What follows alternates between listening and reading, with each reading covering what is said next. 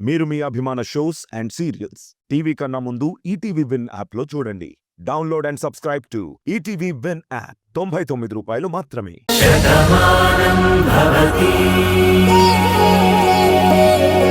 ఈ పరిస్థితి అర్థమైందని చెప్తున్నారు కదా, డాక్టర్కి సపోర్ట్ చేయాలి కదా. సత్య, మురారిని బయటికి తీసుకెళ్ళు. రామయ్య,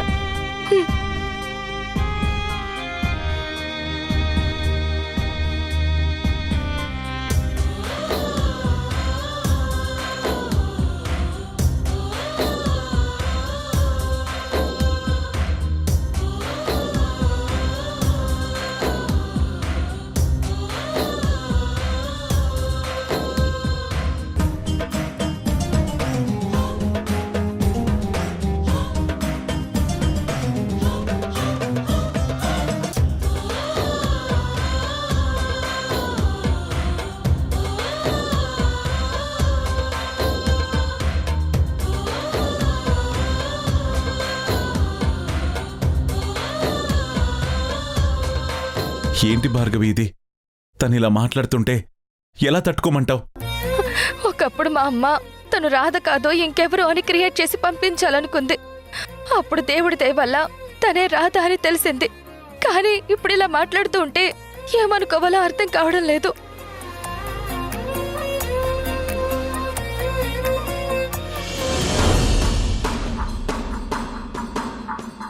చూడు దేవమ్మా, చాలా కాలం నువ్వు జైల్లో సత్ప్రవర్తనలో ఉన్నావు. అందుకే నిన్ను నమ్మి నీ కొడుకును నువ్వు చూడటానికి ఈ స్పెషల్ పర్మిషన్ వచ్చేలాగా నేనే ఏర్పాటు చేశాను.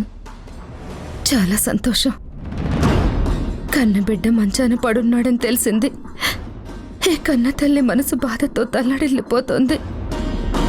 నా బిడ్డని నా కళ్ళతో ఎప్పుడు చూస్తానా అని కన్నీళ్లు పెట్టుకుంటున్నాను. నా బాధను అర్థం చేసుకుని ఈ ఏర్పాటు చేసినందుకు మీకు జన్మంతా రుణపడి ఉంటాను. నువ్వు ఒకప్పుడు ఎంత క్రిమినల్ అయినా కూడా తర్వాత నీలో మార్పుని అందరం గమనించాం. అదే మార్పుతో ఉండు. పరిస్థితులు ఎలా మారినా సరే మనం మారకూడదు. నువ్వు బయట ఇంకెవరితోనూ ఏదీ మాట్లాడకూడదు. పద, హాస్పిటల్కి వెళ్దాం.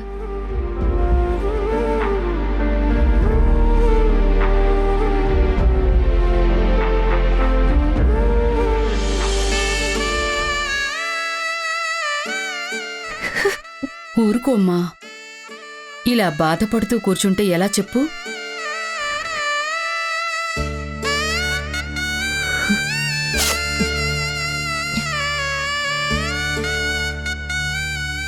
నీలిమా, నీ కన్నీళ్లు నాకు కనపడకూడదని నువ్వు తుడుచుకుంటున్నావు.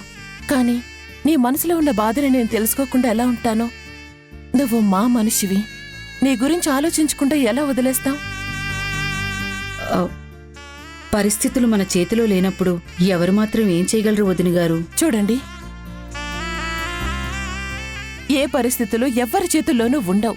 కానీ వాటిని మనకి అనుకూలంగా మార్చుకోటానికి తప్పకుండా ప్రయత్నం చేయాలి. అందుకే వీళ్ళిద్దరినీ ఒకటి చేయటానికి నేను ఒక నిర్ణయానికొచ్చాను. ఏంటండి అది? వీళ్ళిద్దరినీ కొన్నాళ్ల పాటు అమెరికా పంపిస్తాను. అక్కడే ఉంటారు. అందరం దూరంగా ఉంటాం కాబట్టి కార్తీక్ ఖచ్చితంగా నీలిమకి దగ్గరవుతాడు.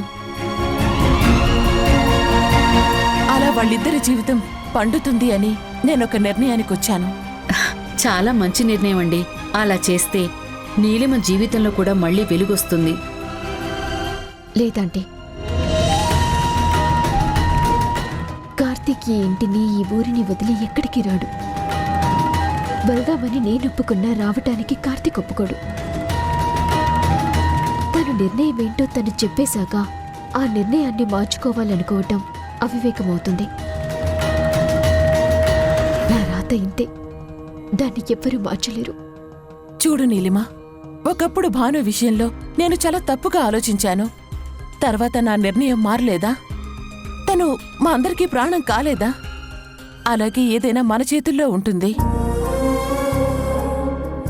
కార్తీక్ నీకు దూరంగా ఉంటున్నాడు కదా అని నువ్వు కూడా అలాగే ఉండిపోతే ఆ దూరం అనేది ఎప్పటికీ అలాగే ఉంటుంది. నువ్వు దగ్గరయ్యే ప్రయత్నం చేస్తుంటే ఏదో ఒక రోజు కార్తీక్ నీకు దగ్గరవుతాడు. 2 చేతులు కలిస్తేనే చప్పట్లవుతాయి, 2 మనసులు కలిస్తేనే జీవితం అవుతుంది. అది మర్చిపోకు. నిజమే ఆంటీ, కానీ లేని భాను తన ఊహల్లో బతికే ఉంది. తనతోనే కార్తీక్ ఉండాలి అనుకుంటున్నాడు. తన మనసులో ఉన్న భానుకి తన గుడి కట్టి పూజ చేస్తున్నాడు. మరి నాకు స్థానం ఎక్కడుంటుంది? చూడమ్మా, ఆ అబ్బాయి తన భార్యను ప్రేమించటం అందరికీ ఇష్టమే. కాని ఇప్పుడు తను తిరిగిరాని లోకాలకి వెళ్ళిపోయింది. ఎంతగా ఎదురు చూసినా, ఎంతమంది ఏడ్చినా, ఎన్ని కన్నీళ్లు పెట్టుకున్నా వెళ్ళిపోయిన మనిషి తిరిగి రాదు. కాని ఎవరి జీవితం అలా ఆగిపోకూడదనే కదా నీ ఇష్టాన్ని గౌరవించి మీ ఇద్దరికీ వదినగారు పెళ్లి చేశారు. మీ ఇద్దరినీ కలపాలని కుటుంబం మొత్తం ఆలోచిస్తోంది. ఇంకా ఎందుకిలా నిరాశతో మాట్లాడతావమ్మా? అవును నీలిమా, ప్రయత్నం చేయకుండానే ఫలితం దక్కుతుందని అనుకోకూడదు. తన నిర్ణయాన్ని కార్తిక్కి చెప్పుండొచ్చు. ఆ నిర్ణయాన్ని కూడా మార్చేలాగా, తన మనసులోకి స్థానాన్ని సంపాదించుకునేలాగా నువ్వు మలుచుకోవాలి. అప్పుడే నువ్వు ఇష్టపడిన కార్తిక్ నిన్నిష్టంగా దగ్గరకు తీసుకుంటాడు. అది నీ చేతిలోనే ఉంటుంది. ఇంటి కోసం తాళి కట్టానని చెప్పిన మనిషికి నేను ఏమని దగ్గరవ్వగలను? దగ్గరవ్వటానికి నా చేతిలో ఏముంటుంది? ఇదే నా నీలిమ నువ్వు నన్ను అర్థం చేసుకుంది అని నా కార్తిక్ నన్ను అడిగితే సమాధానం ఏముంటుంది? అందుకే తను కట్టిన తాళి నా గుండెల మీద ఉన్నా తన ఇంటి పేరు నా ఇంటి పేరుగా మారింది. మీరంతా నాతో ఉన్నారు, నేను ఇంట్లో ఉంటాను, దాన్ని నేను ఆనందంగా మలుచుకుంటాను. అంతేకాని కార్తీక్ ఇష్టం లేని పని నేను ఎప్పటికీ చేయను. చూడు, నా కొడుకు బాగుండాలి అంటే వాడొక్కడే బాగుండాలని కాదమ్మా. వాడి జీవితంలో నువ్వుండాలి, మీరిద్దరూ సంతోషంగా ఉండాలి. అప్పుడే అది మా అందరికీ ఆనందం అవుతుంది. అంతేకాని కట్టిన తాళికి, పెట్టిన మెట్టెలకి, మెట్టినింటి గౌరవానికి నువ్వింట్లో ఒక బొమ్మలా ఉండిపోతాను అంటే నీ జీవితంలో ఎలాంటి సంతోషం అనేది ఉండదు. అలా జరుగుతుంది అని తెలిస్తే మేమందరం చూస్తూ ఎందుకు ఊరుకుంటాం? తప్పకుండా కార్తీక్ని ఎలాగైనా ఒప్పించి నిన్ను కార్తీక్ని అమెరికా పంపిస్తాను. అక్కడ నువ్వు ఒక్కదానివే ఉంటావు, మేమందరం దూరంగా ఉంటాం. అప్పుడు ఏదైనా వాడు నీతోనే పంచుకోవాలి. అలా నువ్వు తనకి దగ్గరయ్యే అవకాశం కూడా ఉంటుంది. మీ ఇద్దరూ తప్పకుండా ఒకటవుతారు. నీలిమా, వదినిగారు ఎంత గొప్పగా ఆలోచించి నీ గురించి చెప్తున్నారు.